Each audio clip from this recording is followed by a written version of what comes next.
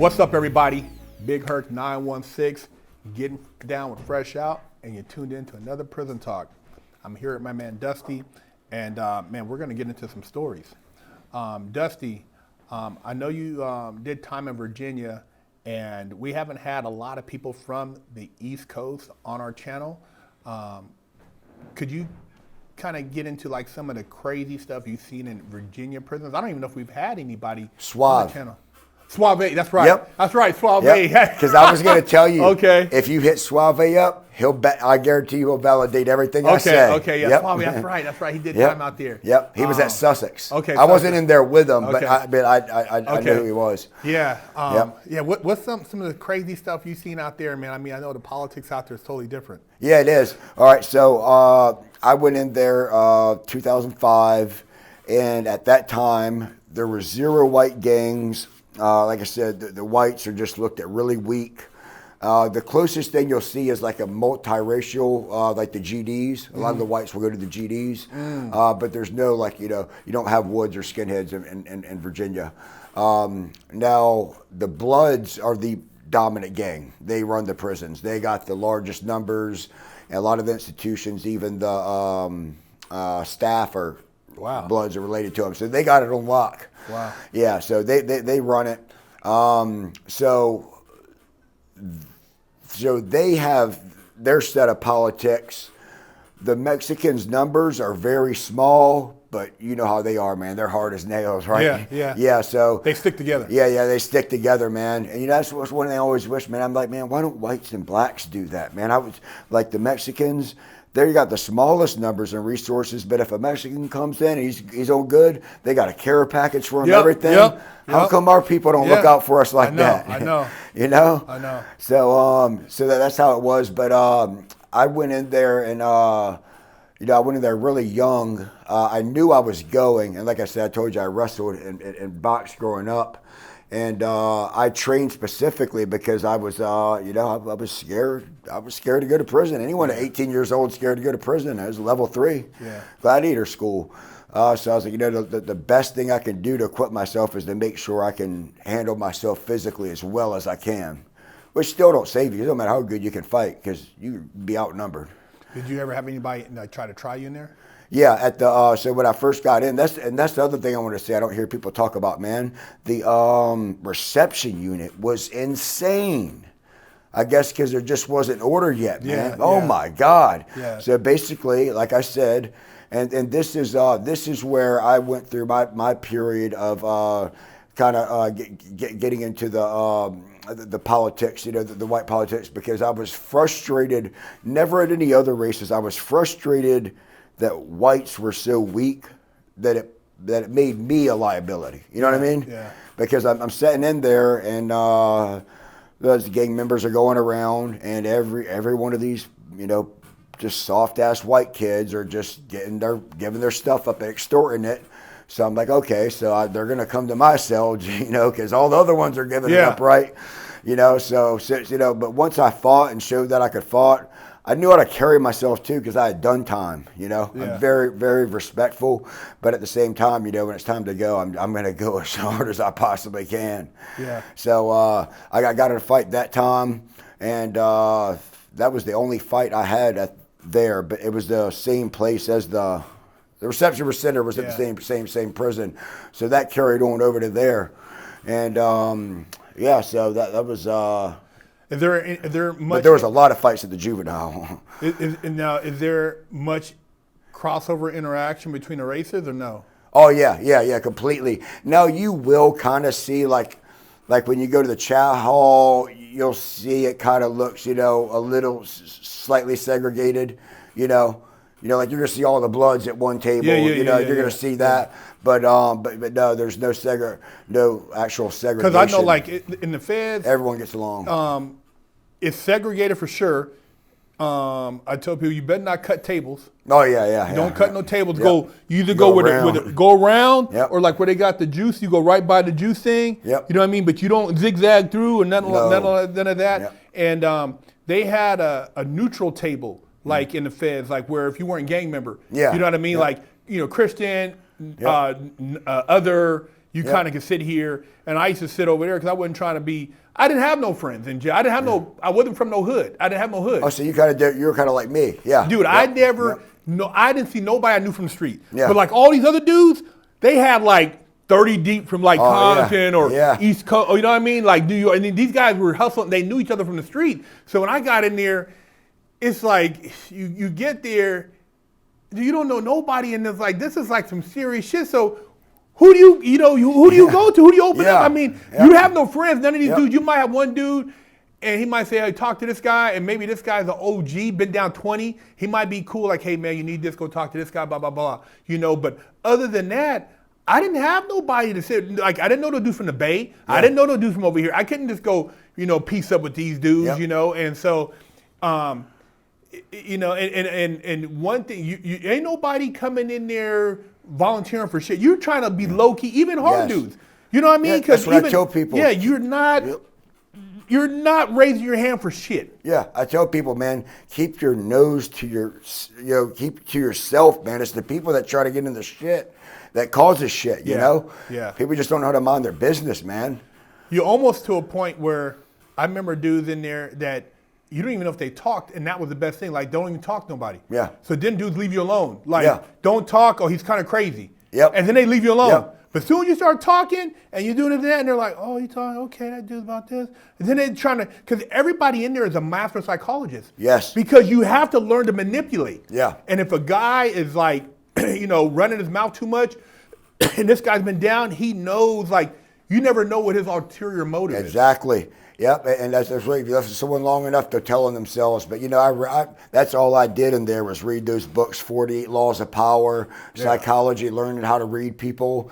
And like I said, you don't have, I'm sure, I don't remember if Suave said this exactly, but I know he would attest to it. But Virginia politics are weak compared to California and FCIs and, stuff like that. So, but still, you still got some, like I said, the Bloods, man. I've seen them. I got a story for you. I've seen them, man. They had a dude hitting, he's bringing some stuff in, and then he tried to act like he didn't get anything. I swear to you, dude, they flipped him right on the table, put the gloves on, and ripped it right out of him, man. Out of the booty hole? Yeah, just ripped it right out of him. Like it was nothing, man. I mean, just ruthless. Yeah, it's the drug game. I try to, I didn't get mixed up in any of that. I never had to. Fortunately, I never had a keister or nothing. You know what I mean? But dudes, do what they got to do up in there. But I know, like you said, keister your paperwork. No, I never keister my paperwork. I showed up. Dudes are like, hey man, I tell them what's up. Dudes heard from me because a lot of times you show up, dudes know you from like. Receiving, exactly. They like, exactly. Hey, you were at MD, like you were at MDC with so and so. Oh yeah, so and so. Yeah. Oh yeah, I knew dude. I remember when he's going to court. Yep. So they know if you're a hot boy or not. But like, so I wasn't on the level where here you go. Here's my paperwork. And you check my paperwork to make sure any of that stuff. But even like I said, the hardest dudes I've seen, I've seen some hard dudes. I remember there was a dude. Big dude, man, big crip dude, and he was running, on the yard, and I didn't really know him, but you see these dudes, and I don't know what happened, man, but dude, they checked him. They don't mess around. Like, soon as they find out, like, you're bad, like, dude, like, somebody shows up or somebody got word from some paperwork, you'll just see, like, after chow, like, damn, what happened to dude? Locker, they tear his, first they go get his locker, and then dude I seen a dude get mollywopped on the yard, like, by the horseshoe pit, or the dude comes out and he goes, Lieutenant, hey man, take me to the hole. Yeah. You're looking at the dude and you're like coming out the chow hall, and dudes are trying, because they're trying to wait for him to get to the unit so they can get him. Yep. But you see him standing like talking with the guards, and you're like, oh man, he's checking in. Oh yeah. You know what I mean? And then they're already in the cell. Oh yeah. Lots of check-ins in Virginia, man. Lots of check-ins, You know the deal, man. If you have to talk to one of them, you hold the door open, make sure someone's with you. But when you see them going over there talking, you already know they're checking in. And the thing is, too, that people like, oh, man, how could a dude get 20 years and still tell? Because that's a deal. Yeah. I seen a dude, they said he was doing 20 years, and then another dude showed up. he had went to trial. He had like 40. He's like, oh, dude told on me. And dude, it was instantly he was no good. Yeah. You know what I mean? Know, but he man. told and got, his deal was 18. Yep. And he told on this dude, and this dude got like almost a life, like 50 years, but he was the boss, you know, whatever the case may be. So people think like, oh, if you tell you only get 5 years, this and that. Dude, I've seen people in the Not feds. in the feds. The feds, you're still doing time. Dude, you're still doing time, you know, and these guys are thinking, oh man, I get a 5K, this and that. And the feds, they have no respect for you when you told anyways. They're like, you know what I mean? Like, you're a punk. Rat. Yep. You're a rat. Yep. So it's not like, you get any accolades, and I know politics have changed, but like nobody, you don't get nothing. And there's a lot of guys from the old school, and I've seen a lot, especially like a lot of dudes like that have a certain code. Dude, if they hear anything about that, it's a wrap. Oh, yeah. It's a wrap. I don't know how it is out in Virginia. Like if a dude is hot, like the OGs, do they let that pass, or do they? So that's what I said. That is another reason Virginia is much weaker. They really don't check paperwork there like they do out here, man. Yeah. They really don't. And the other thing is, rather than booking, chomos and stuff like that, they'll extort them. They'll use them. They'll live with them. They would. Even the gang members will live with them. Yeah. It's not somewhere, if you're someone that's like about like real GP, like living like a solid, politics, but you do not want to be in Virginia, man.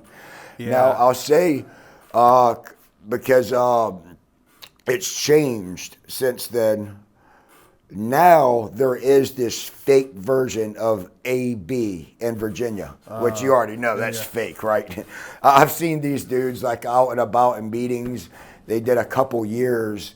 I said, oh, you're AB, huh? I said, you know what would happen to you if you went to California, dude? Why would you join something? So now apparently there is this fake AB thing in Virginia. Yeah. And so as far as I'm concerned, man, a lot of those gangs, they're just not real. They're wannabes. Yeah. Well, people now, because of social media, it's like people like want to take on a label. Yeah. You know what I mean? And they play with labels. And I tell people, it's like saying, I'm going to be this crib from this neighborhood, or I'm going to be this, like you said, I'm going to claim South, whatever. Now, you claim a hood, and you're not from there. And especially like in the Mexicans, they don't play that. No. They don't play that, bro. No. You claim from where? Yeah. You got that tattoo, where did you get that from? Oh, yeah. And you're not from there?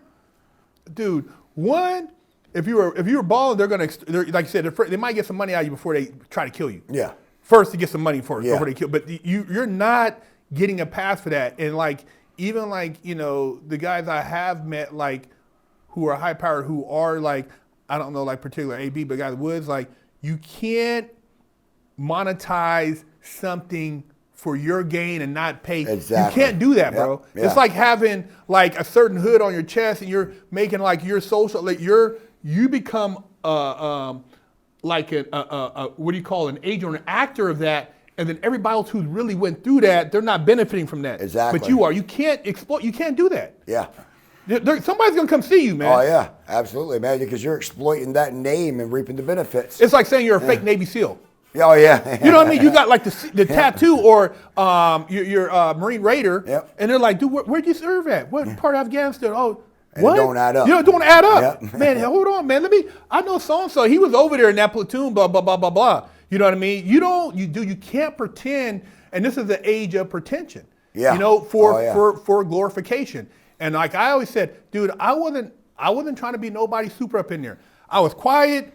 I was praying. I didn't have to try to kill nobody because I wasn't getting no visits anyways. Yeah. My mom, everybody was like really upset at me, and I wasn't trying to make them go. I did the crime to do the time. So it was bad enough I had no female, no family. Yeah. So if I catch a case, I'm done. Yeah. I'm done. So I was pretty much trying to maneuver and play more the Jedi mind trick to avoid shit, because I know that if I get into it with somebody, I'm kind of a bigger dude, they're going to try to kill me, so I got to kill them. And I don't want to have to do that. I'm not sure if I fully articulated it earlier, but that was actually my fear of prison. When I was in there, the thing that got to me the most is, once you get in there, you establish your reputation, you feel a little more comfortable, Something can always pop off. Yeah. What always scared me the most is, you're always one. No matter how well you carry yourself, it's someone else.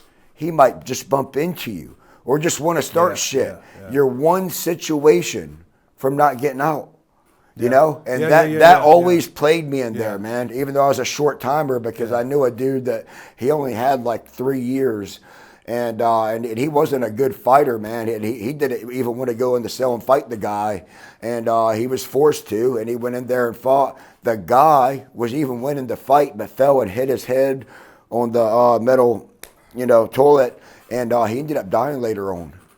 So he got like at least 10 years manslaughter, man. Something that simple. And he was scared to death. He didn't want to fight the guy. Yeah. Those are the situations that always scared me. It's like, what if I don't get out, Yeah. And it's just like the riots, you know what I mean? I remember, like, when your shit going down, like, I remember a dude told me, he said, I was going up the yard. He said, hey, man, go back to the unit.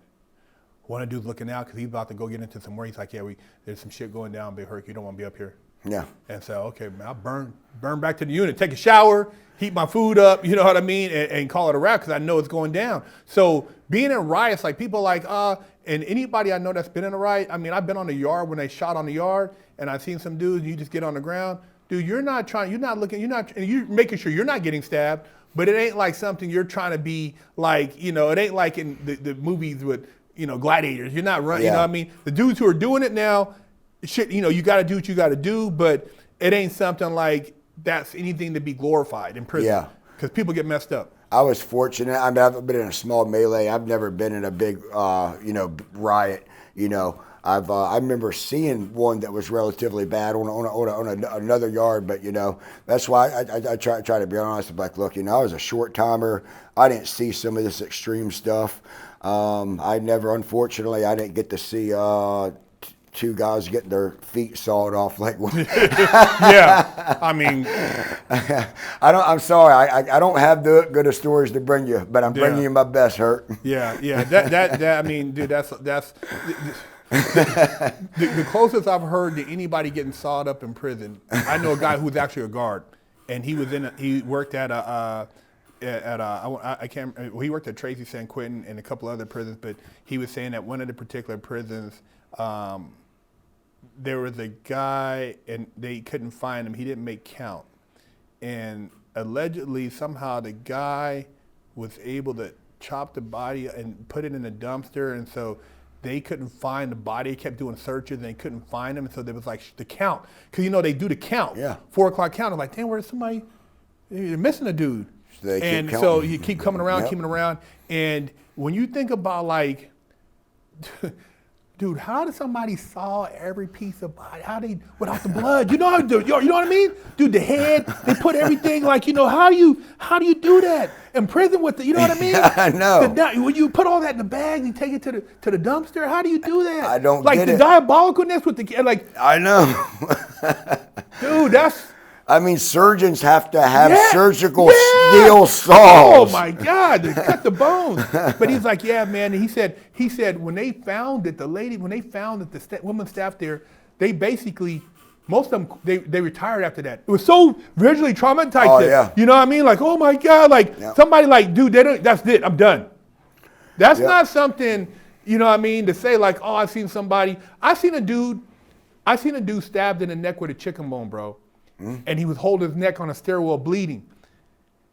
But what can I do, bro? I couldn't do nothing. That's the other thing. I couldn't do nothing. You can't do nothing. You can't, man. I seen people walking by, and I seen a dude, and I'm like, and the dude looking at me, man, and like these dudes were pressing them for something, like trying to extort. I don't know the whole story, but it was something going on with one group of dudes and another group, and you stop touching, bro. You got a case. Yeah. That's like a co-conspiracy. Then now I go to the hole, and then they're like trying to figure out how was I involvement, or I take the dude, or someone else is like, dude, what the fuck? Excuse me, you can't. When you grab it, you can't be touching. They tell you mind your business. Yes. I seen that dude stabbed, bleeding out in the stairwell. I seen another dude who owed somebody, and I guess he was trying to avoid him, so he kept going straight from unit to work. You know, 'cause they got the factories. So he wouldn't go to the yard. He'd go straight there and back to the unit. Yeah. And dudes caught him coming from there. They waited for him. And dude, he was just by the mop bucket, bro. He was laid out, man. And I'm like, damn, I try to hurry up to go shower because I know that came from the yard. They're going to lock it down. Yep. Once they see this guy, ain't nobody seen him yet. People walking by, nobody did nothing. Yeah. Everybody just walks by. Yeah, man. Yeah, it's crazy because you see, you can't get involved, man. That was I knew that, and that was the only other thing that rings a bell. I remember one time I almost got myself in a jam. I'd been there just long enough to have enough respect with the guys that were really messing with this dude, and I was like, look, man, he's already given you his stuff, man.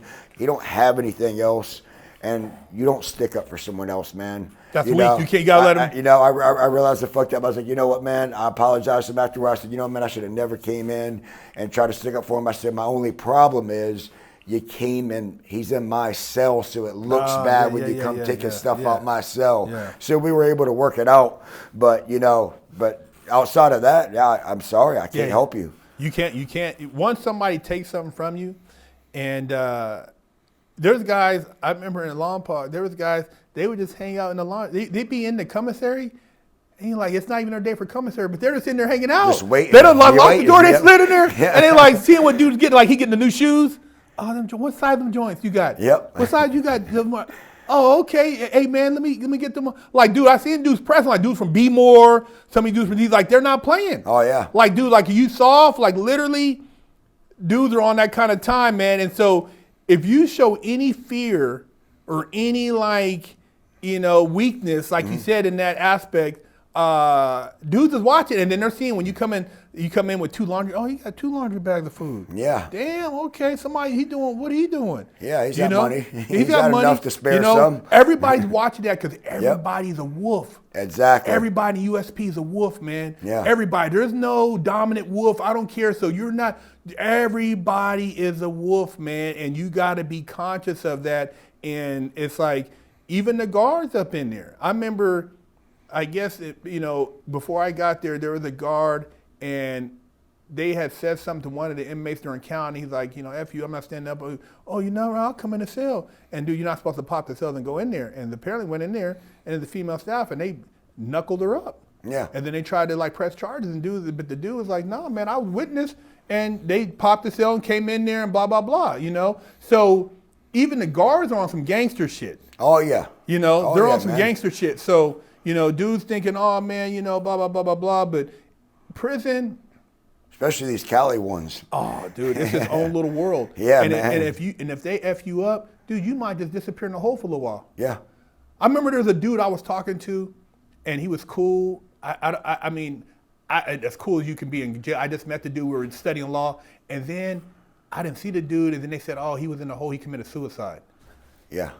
I said, dude committed suicide? Yeah. I said, dude, he would just study. He was trying to get out. You could tell before someone commits suicide. Yeah. He didn't put off that vibe. No, he didn't put up that vibe. I'm like, damn, man. People just disappearing here. That's another thing I've seen a lot of. Juvenile and adult suicides. Even in county jail, I've seen suicides. In the hole, a lot of people can't handle it, man. Man, it's... Especially the chomos, the internet stuff, man. When they get that rack of time, I've seen them. They come back and they just hang themselves. Yeah, What are the most of the guys in there? Is it just hang themselves, or they jump off the tier? Yeah, that they hang themselves. And man, one of my best friends, man, when I was 18, and he had a manslaughter charge for just an accident and drinking, and his friend died. They're running away, trying to get away from a rival gang, and he accidentally wrecked. They ran him off the road. He got a manslaughter charge. Anyway, he hadn't done any time, man, and he wasn't really kind of built for it. He was already scared. Anyway, he finally gets a bond. They get a bond the same day. There's a dude that's a meth cook that's getting bailed out, and he's like, look, I'm from out of state. I don't have the money to get out. If you get me out, I'll cook a batch, make you a bunch of money.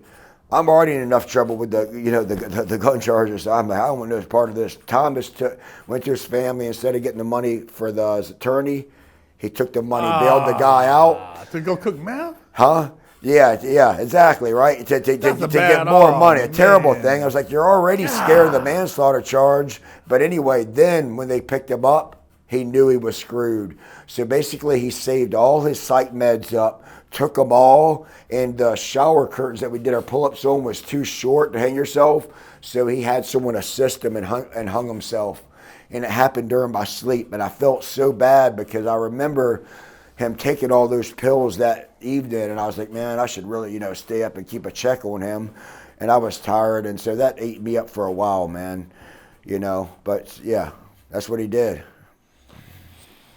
Yeah, man. I mean, I heard of a person at one point, they were looking for a dude, and he had hung himself in the mop closet, I want to say in a library or something. I didn't see the Bible. They said they were looking for him and count. Then, they start searching all the facilities and stuff. And they said that the guy, but I didn't see him. And then a guy told me another dude, basically, jumped off the top of the chair and broke his neck. Just went head down. The top tier up there, man. All right, that's horrible. You might not think hearing it that there could be a funny alternative to that. There was a dude at the prisons you were at, that were a lot of the floor buffers funny? Like funny, like if you step on their floors after they clean them. Oh God! Yeah, dude, you don't. They're crazy in Virginia, dude, bro. You don't. That right. Don't mess with them floor buffers, dude, man. They're stop. Stop. Let him give you a pass. Yes. Yeah. That's so you know what I'm talking about. Yeah, that's serious shit, man. This motherfucker was so state struck and got so mad after telling this dude, he wrapped the cord around his neck and threw him over the balcony, but the cord was too long, so instead of hanging him, he just hit the floor. What? Oh shit! He took the buffer cord and wrapped it around his neck, and it's like, hey, they basically told him either you jump off and commit suicide, or I'm gonna do something to you. He chose to jump, but the cord, he didn't think about how long the cord was, so it didn't work. So now he just looks like an idiot laying on the floor with the cord wrapped around him. Oh man! Then the guards are looking at what the hell's going on. What the hell is wrong with you, man?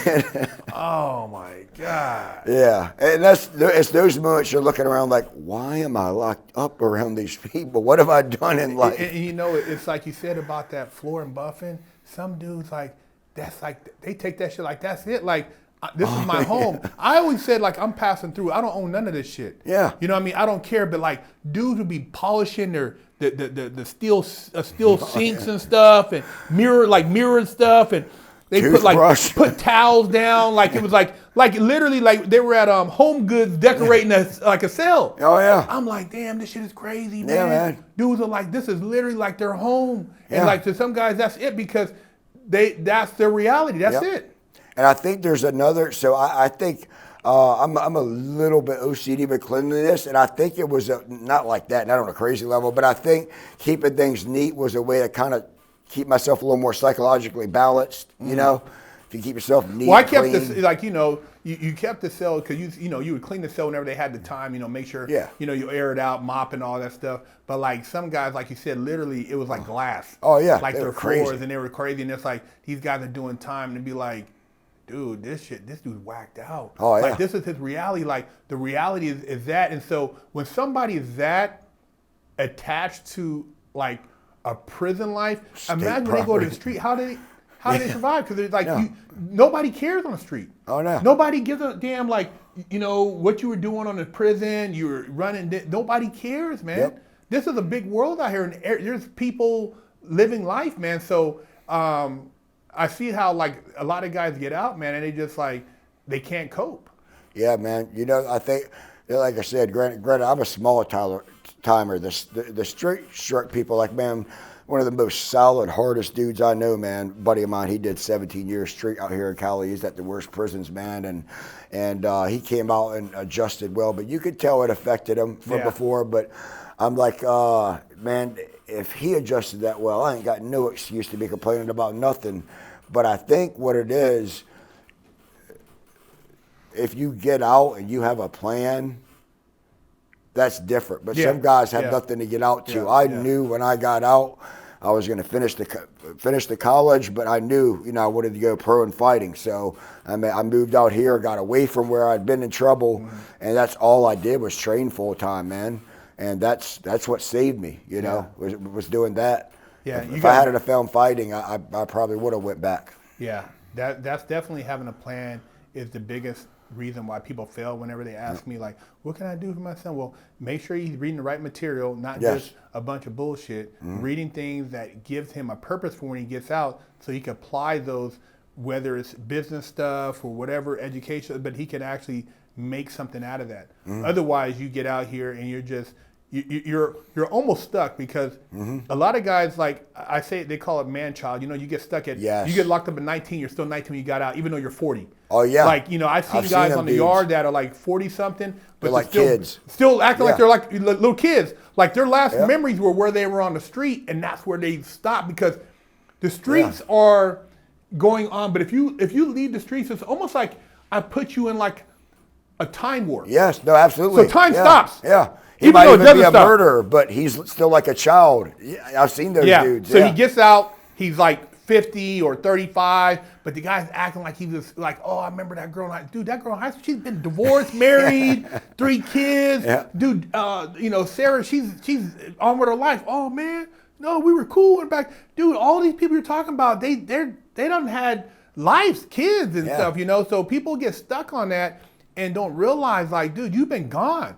Like when I came back, I'm like, okay, I'm back out here, this, and it's like, dude, but this is 9 years later. This is not the same. Shit is happening, technology, and now more so because of like all the AI stuff. Man, you go away for 5, 10, dude. That's like going away for 20 years. Yeah, now exactly. Yeah, it's accelerating. But it accelerates. Yeah. I mean, I went in. Nextel phones were the big thing. I went in 2000. I got out. There was MySpace. They just started Facebook. There was no YouTube yet. There was no IG, and they had the BlackBerry phone. But like, dude, I was scared. I'm like, dude, this is like crazy. Looking at the phone, trying to communicate. They had just had like little emails in, but when I went in, it was just like the internet was just starting to take off. So, I've heard people say, oh man, going to jail, big thing, man, I can do this and do that, and like when you start normalizing that, man, that's pretty sick, bro. Yeah, no, I agree with you, and that was the main reason that I came on here. So I had I got my new YouTube channel now, Dusty Shaw Fitness. But before I had my business page, Holistic Fitness and Nutrition, and I never had any intention of talking about this part of my past life. Yeah. And but then I thought about it, and I was like, man, I don't want to have gone through all of that in vain, man. And I don't want anybody else to have to experience that pain. If I can, I don't care, if people want to look bad at me for the past, that's fine. But if it can, I never had anyone tell me. I'd only had glorification of it, from seeing, different gangs growing up. I thought it was cool. If I had somebody that had been through it like you or me to tell me, it might have changed me. I don't know. But that's why I wanted to come on here, man, tell the kids, man, you're thinking of the cool parts. You're hearing, some of these dudes on YouTube talking about, and all it is male validation. You could go do something like that guy you had on that's Delta Force. To me, that's way more male validation. Yeah. I'd much rather have done what he did. Yeah. That makes you a man. Yeah. To actually go and serve. And, even if, you have a certain view of the government, but the fact is, you weren't out committing a crime. You were out here and you did something, and you might have been like, okay, maybe you don't agree with the policy behind why the government did that, but you're talking about, you can't compare a Navy SEAL to a guy who does burpees, just for a guy who's like, oh, I was in prison. this guy over here, man, I mean, that's a totally different level of psychology. Yes. Like I talk to guys and I'm like, damn, it's almost like I feel like I can really relate. So I'm like, dude, I should have probably went into the military. I would have stayed out of trouble. That was my goal my whole life, man. I wanted to be an Army Ranger. Yeah. Because the Navy SEAL was cool, but I'm afraid of being stuck on boats. Yeah. So I was like, if I failed buds, I'd be stuck on a boat. Yeah. But I had it all set up, man, and that got busted as a juvenile and it ruined it. Yeah, I know. I don't think I talked enough. It's a great It's an option for a lot of times the military, unless you come in as an officer out of college, which those kids, you know, they're at a whole different level. But like when you come in, like the guys I've talked to, like shout out to Aaron and Cody, Stranger About Our podcast. But when they, you know, he said like he was in trouble and it was a way for him to find an opportunity. And for a lot of people, when you don't have maybe the drive for college and you want to get a skill set, you know, you can go and maybe learn how to be an engineer, you know, a helicopter pilot. You can learn how to, you know, I know a guy who went in, he learned how to work on MRI machines. You know, you can get, you know, certain trade jobs that you don't have to pay for and you'll at least have a skill set so when you get out. Now, the catch-22 to that is depending on where you're deployed, are you going to make it back, you know, in one piece? Because I see some of the stuff when I see Wounded Warriors, I'm like, this is disgusting. It's horrible, these guys man. I feel like everybody that served should be a millionaire. Yes. Your family, you should be a millionaire, bro. Here's $1 million. If we can give all that money to Ukraine. And the Taliban. You see how much we're giving to the Taliban now? That is insane, man. Dude, it's insane. Crazy. And then I see these people here, and they got to ask for donations from people to help their organization. Yes. And yet these people have served, and their families aren't taken care of. Yeah. You know, I got a friend, OG, man, almost 80 years old, Vietnam vet, been over there in shootouts and all type of stuff. And this dude, he has to go through all this stuff for his paperwork to get his benefits. Oh, yeah. And it still ain't got him. Takes you know forever. what I mean? Takes forever. Oh, you got to prove you were this and that. And I'm like, talking with the dude, I'm like, this is crazy, man. Yeah. This is how they treat people, but you guys got these other entitled groups and they're just getting all this stuff for free? Bro, I just watched a documentary in Chicago, man, and they are literally, it was kind of cool to see in one way, but there was pastors, retired police officers, active gang members, all together saying, look, these migrants have been brought in here and the black people are being pushed out of their own community and the veterans. They heated the school buses up for the migrants and they would not let the blacks or the veterans in the buses.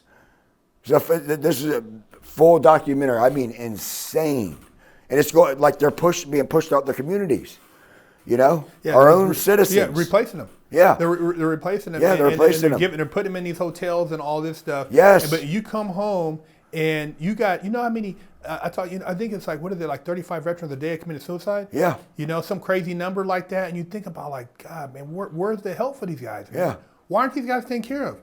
And you know, these people are like running around entitled, yelling and all this stuff, thinking, oh man, blah blah blah. Man, do you know what people have done to make sure we have the freedoms we do have? Yeah. Do you know what sacrifices are being made? What are you doing? Yeah. You know, but that's like you said, that's how they treat a man, and it's so horrible. And that's why I don't glorify the prison stuff. You know, we did this channel to like educate, and my reason is like, what if I would have had more conversations? Like I remember the guy I used to see on my block when I was skateboarding and BMX, and I'd be out there doing freestyle tricks and skateboarding, and these dudes are penitentiary dudes, and they had the lokes on, I fold some hella swole, white beaters on. And then when I got into selling drugs, because I'm thinking, hey man, this is, I want to be cool. What if that guy from the penitentiary would have talked to me like, hey man, let me holler at you, man. What the hell you do? Boo, boo, boo. If he would have gave me the real, like how I give the people real, maybe I would have been like, you know what? He said, man, I see you on a skateboard, man. I'll buy you a skateboard. Yeah. You know what I mean? You need to stick with that, man. This is some bull. You don't want to go to the penitentiary with these. See all these dudes up there, they all ex-penitentiary, blah, blah, blah. If somebody would have gave me some real, and some people say like, some kids, maybe it won't help them, but maybe it'll reach some kids. We can't save everybody. But maybe that kid who was like, you said skateboarding or wrestling or playing ball, maybe be like, you know what? I'm gonna shake this, man. I respect OG, and he's like, he's right, man. My mom, I'm making her, I'm stressing her out. Maybe I need to go back to skateboard again. He said, man, you ain't got to do this to fit in. That's what I need to hear, because that could have been a game changer, but there's not enough. And I try to reach out to a lot of people. I reached out to hip hop people. Quit lying to these kids, man. Yeah, quit glorifying it. But because of the clout, because it's, I think, so. There used to be, what was rite of passage, right? Yeah. Every culture had it. Yeah. We don't have it anymore. Yeah. All right. So that's why, and I know I'm talking to the audience, I know you know this, but the rite of passage is gone. So we go into gangs because we want to feel validated as a man, because there's not really any other way. Well, when you don't have, it might seem corny to most people, but remember, I don't know if you still had when you were growing, but they had the Boy Scouts when I was a kid. Oh, yeah. I always wanted to be in a Boy Scout. Yeah. You know, go out to learn. You know, go camping. Yep. You know, do shit like that, and you know, we would have little things like that, or we'd have like. You know, kids who would get into, you know, dirt track racing, but you know, you do certain things, and it was like that was like you're crossing over. It didn't necessarily have to be like basketball, football, or now, but now because everybody wants to have, when they do something, they want to be, they want to have this number to say, oh, all these people like my thing, so now I'm somebody. And back then, you just had to know in your heart of hearts, like, okay, I'm doing what I'm doing to validate who I am, but there's no. It doesn't mean that you actually deserve. You know, you don't just get something for showing up. You don't just deserve something for being there. You know, you have to earn it. There's no incentive then to get better. There's no incentive to get better. You have to work hard at it, and I think that's one thing. Being in the military teaches you. And for me, living on a military base, seeing people like the Marines training and seeing like the big ships, you know, and talking to guys who are pilots and stuff like, it's just, you learn certain things, but I think there's not enough of that, and we need to instill that back into. Oh, they're weak in our military. We need to instill that back in the school system, because remember the schools where they used to have a lot of. You remember when the guy, I don't know if they had but the guy would come in during career day, come and talk. Oh, yeah. And you see the guy in the uniform, you're like, damn, he look like a G. You know what I mean? Fatigues. You know, this guy. I had it when I was locked up as a juvenile.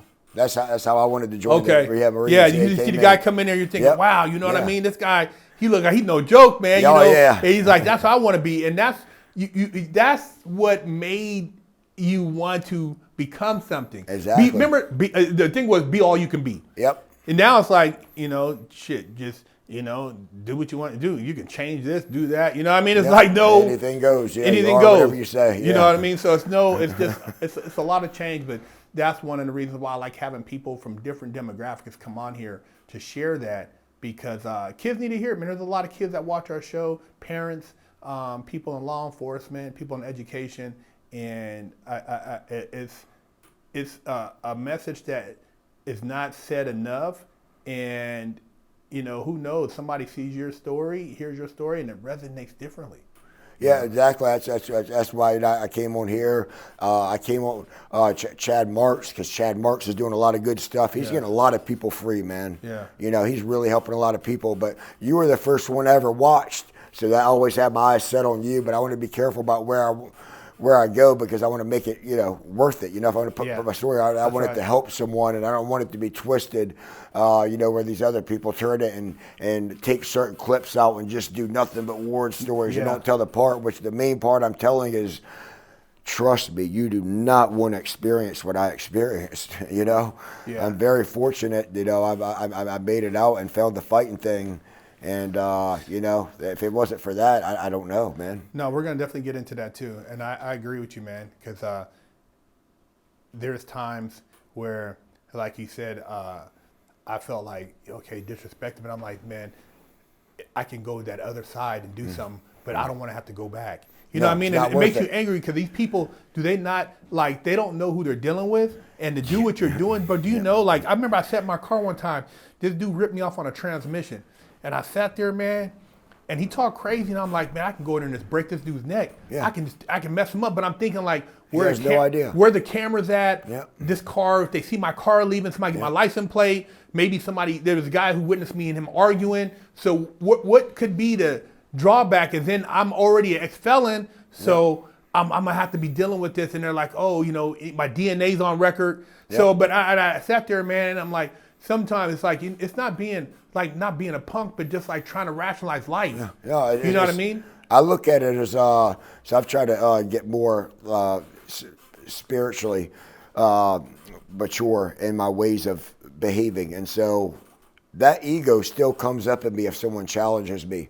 But what I tell myself is, wait a minute, when I was younger, I would have had to hurt this dude because I was weak and had a chip on my shoulder. That's the one thing pro fighting did for me, is it validated me. And I was like, I don't need to prove myself. I know what I can do. And if anybody actually like really knows me, they knows this guy can't do anything to me. So it's easier for me to let it go. Yeah. Because it ain't worth the trouble, you know? So that's how I look at it today, man. You have to look out for those type of people because they're not smart enough to look out for themselves. They'll get themselves really hurt, not realizing because they think words can just be exchanged. Well, that's where you said like spirituality. Yeah. Like I started doing like meditation. Oh, me too. Yeah, I'm big into it. I tried to, as far as like training, I don't, no formal martial art, but I do like some other stuff, and I try to like really tune myself in and try to think for the other person too, because I know people, they're not high frequency. Exactly. So I got to take that into consideration. They're low frequency. Low frequency. Yep. So when somebody's woofing, talking a lot of stuff or making up stuff, I'm like, let me just like take a step back. This person's, they're not really, they don't really know what they're dealing with. That's where the Buddhist compassion thing comes from, because it's like, wait a minute, no, it's that what they're saying about me doesn't reflect badly of me. It reflects that they're still at a lower level of consciousness. They're not to where we've gotten yet. That's right. Not that in an ego way that we're better, just that we're at a different place, right? Yeah. And we start going do too. But that's how I look at it, man, and that's what helps me. Because I've had a couple lately where I got, man, just like That's why I try to make it make sense too, and like being on that social media stuff, you're gonna hear stuff from a lot of people. Oh yeah. And a lot of people base their whole existence on like material stuff or what this person has, and life from a spiritual perspective or just from life in general. None of that stuff is it's great, whatever, but to work on self and to have purpose beyond stuff like that, it makes more sense because you realize in prison everybody has the same shit. Yeah.